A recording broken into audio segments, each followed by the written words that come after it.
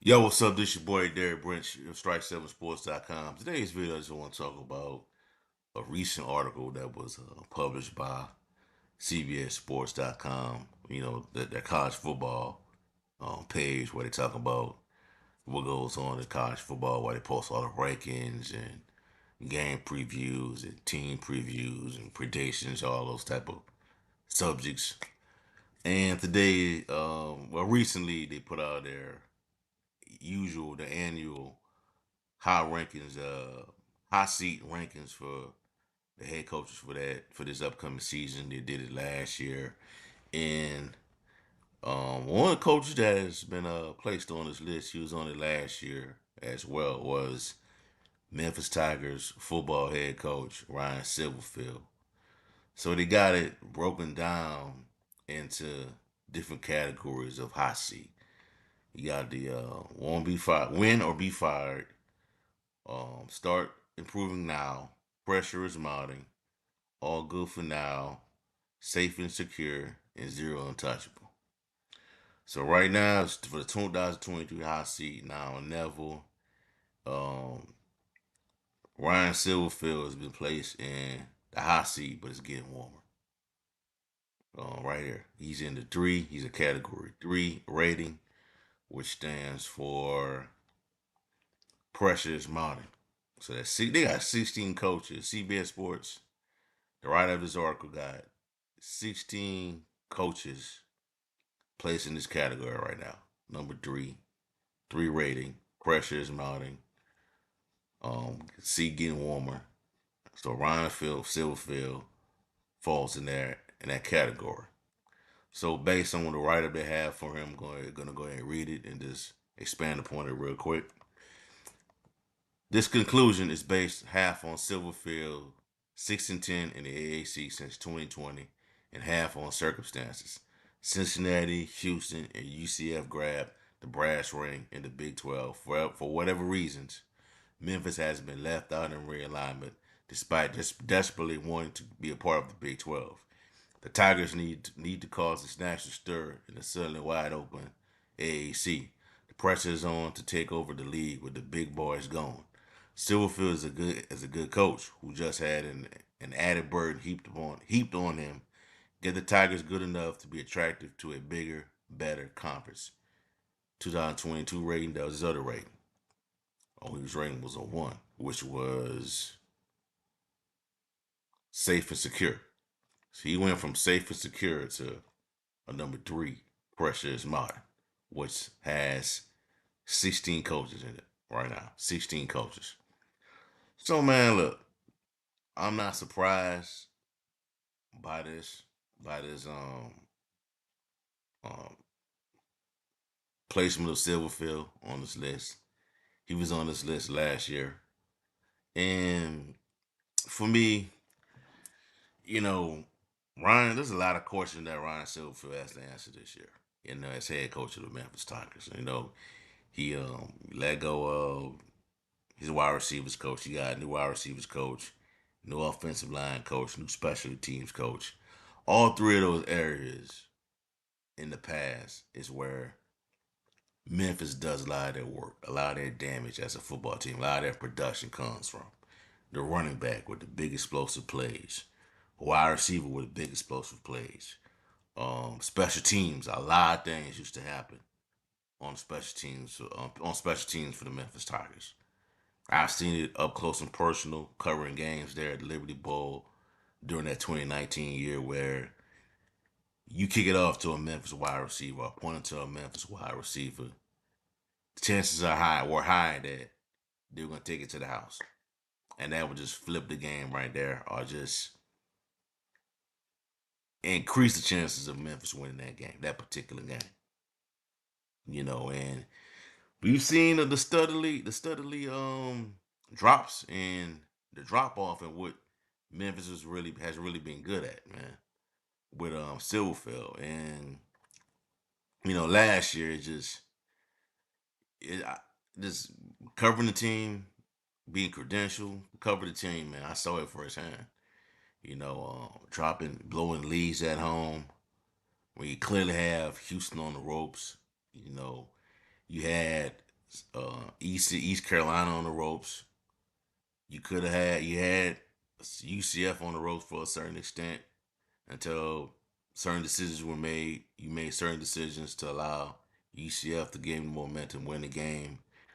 You could have beat SMU on the road. You know, there's a lot of stuff that could have happened. That if the tides had turned, if right the certain decisions were made last year, Memphis could have been, could have won more than 7 games last year.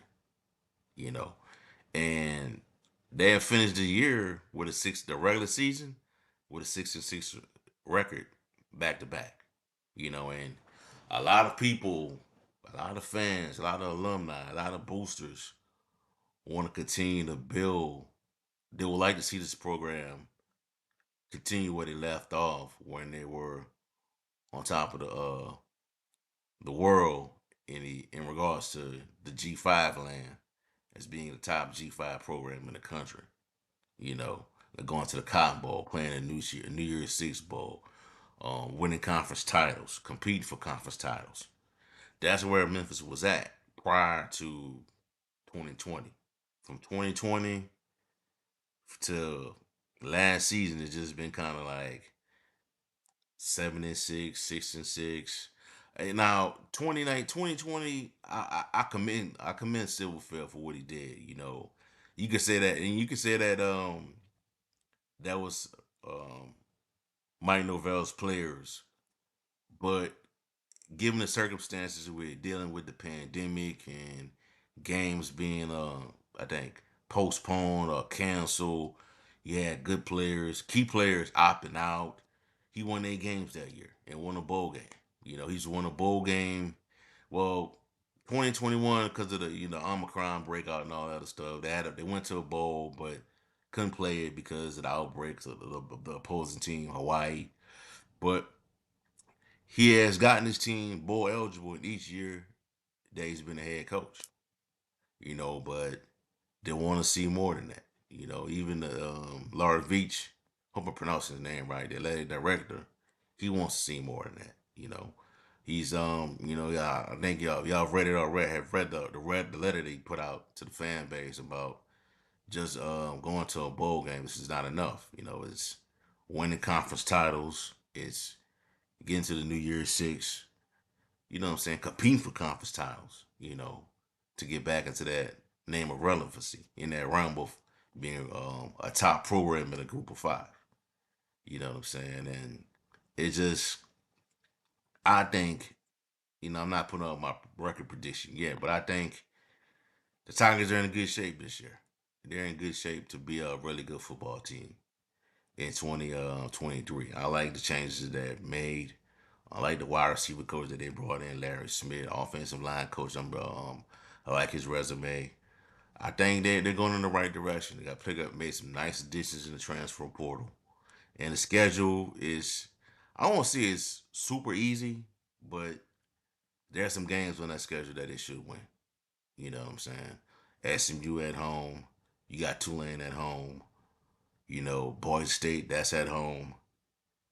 You know what I'm saying? That's 3 big games, in your place. With 2 out of the 3 is conference games. Now, what they cannot do is lose to both Tulane and SMU at home.